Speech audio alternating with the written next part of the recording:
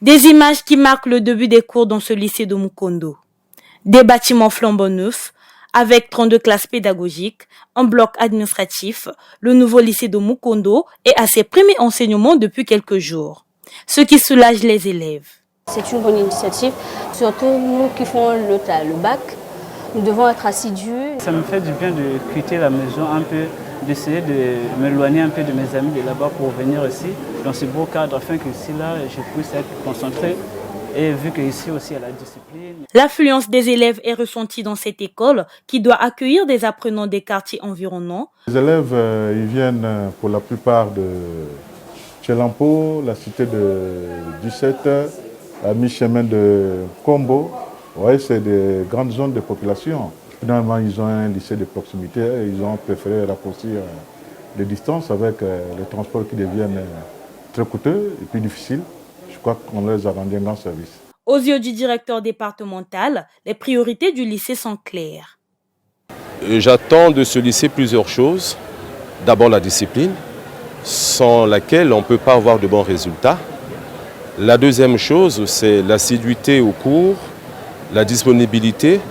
La troisième chose, faire de très bons résultats au baccalauréat, si c'est bas 50%, sinon plus.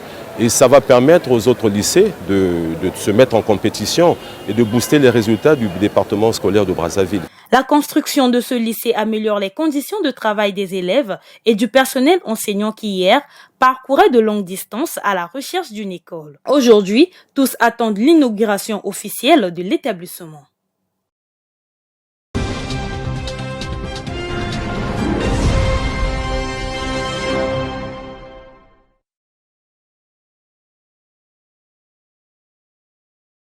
Comment développer son potentiel leadership? Cette problématique est abordée ici pour susciter l'esprit entrepreneurial et leadership qui sommeille chez les jeunes.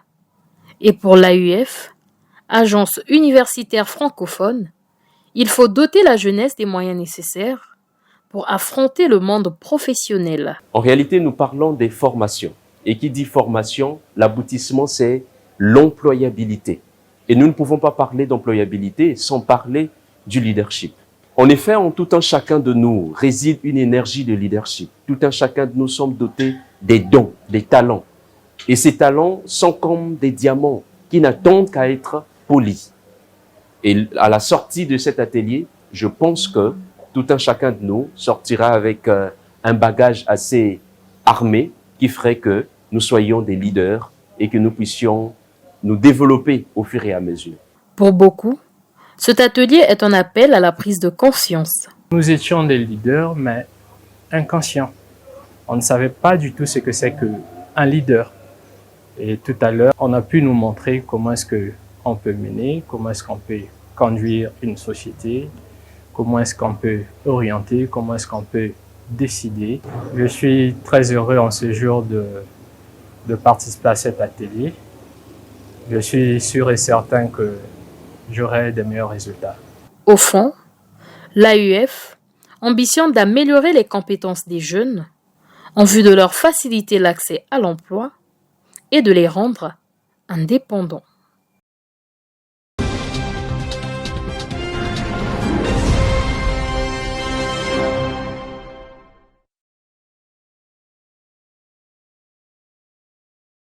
Ces enseignants bénévoles du département de la Bouenza, hier à l'école du savoir, ont vu leur palette de connaissances s'enrichir. Des acquis reçus sur le nouveau programme APES qu'ils vont démontrer créé à la main aux élèves de la République du Congo. Nous sommes à Moyonzi, à l'ENFIS qui abrite la formation des enseignants bénévoles du département de la Bouenza. Pour ce dernier jour, ils sont sur les simulations, c'est-à-dire que les pratiques de classe. Ils ont d'abord fait la théorie sur l'approche par les situations. Aujourd'hui, ils terminent avec les simulations, ce qu'on appelle souvent les pratiques de classe. Nonobstant quelques difficultés d'assimilation de certains enseignants, les formateurs estiment que cet atelier est une réussite. Travailler longtemps avec ces enseignants-là, donc nous connaissons déjà les difficultés. Il s'agit de remonter ces difficultés quand nous sommes ensemble avec eux. Mais pour cette nouvelle approche-là, ce que nous avons senti aujourd'hui, c'est-à-dire à cette formation-là, non, je crois que le constat est positif. Le constat est très positif parce que lors des simulations, en tout cas pour la plupart, les leçons emportées. Les participants, eux, se disent aptes de travailler sur ce nouveau programme APES. Après cette formation, je suis prête, je suis prête demain pour aller apprendre ce qu'on m'a appris ici aux enfants. Vraiment, nos formateurs, ils ont été à la hauteur, ils nous ont bien formés. Au total, 600 enseignants bénévoles repartis en 6 départements ont bénéficié de cette formation. Elle a été initiée par le programme d'appui à la stratégie sectorielle de l'éducation PASS, appuyé par le Partenariat mondial pour l'éducation. C'est très bien, bravo! C'est bien, croisez les bras. Croisez. Un carré unité. Faut suivre. 2 carrés unité. 3 carrés unité. 4 carrés unité.